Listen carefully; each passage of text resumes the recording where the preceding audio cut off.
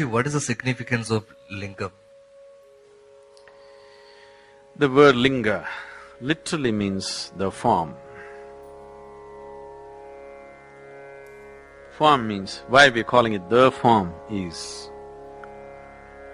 when, today modern science is proving to you beyond any doubt that the whole existence is coming from nothing and going back to nothingness.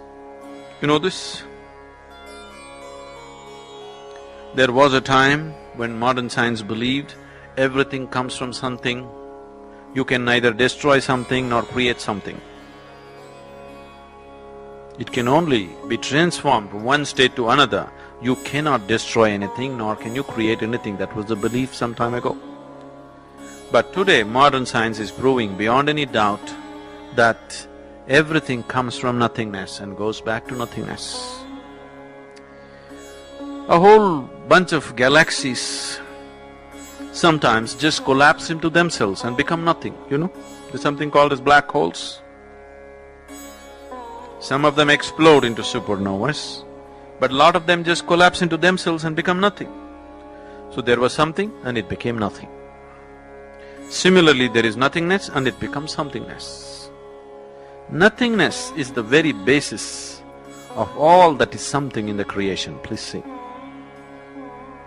Only because there is a vast nothingness, somethingness has happened in the form of tiny galaxies. If you look up in the sky, generally the way your vision is made is, you think it's full of stars, but that's not the reality. The reality is there's a vast empty space, just tiny spots of stars, isn't it? That's a reality. But because of the way your vision is made, because of a visual deception, it makes you feel as if the sky is full of stars. The sky is full of emptiness, just a little bit of stars, just a little bit of salt and pepper. Rest is all darkness and emptiness. So everything springs from that and goes back to that.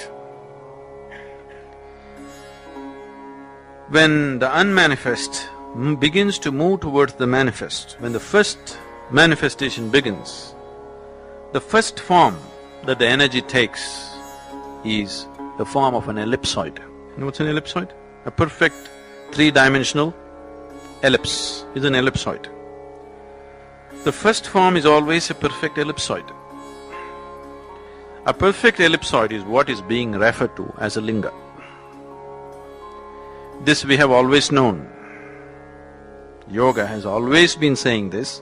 Every human being who's gone deep enough into himself has always known this. But today, modern cosmologists have taken pictures of various galaxies and they say the core of every galaxy is an ellipsoid. Do you know this? No? The core of every galaxy, if you take pictures of it, is always an ellipsoid. So the first form that the unmanifest, when it begins to manifest, it takes the form of an ellipsoid. If you become meditative to a point where you become loose with your body, then you will notice once again your energies become an ellipsoid. That means before dissolution, the final form that you take also is an ellipsoid. So the first form is an ellipsoid, the final form is an ellipsoid. So, linga is seen as a doorway. Either way, either this way or that way, it is a doorway to the beyond.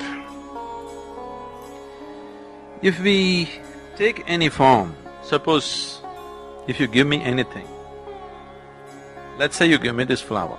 You hold this flower in your hand, feel it if you're sensitive to it, and give it to me. I'll just hold it in my hand just for 10-20 seconds and give it to you. You will see it'll feel very different.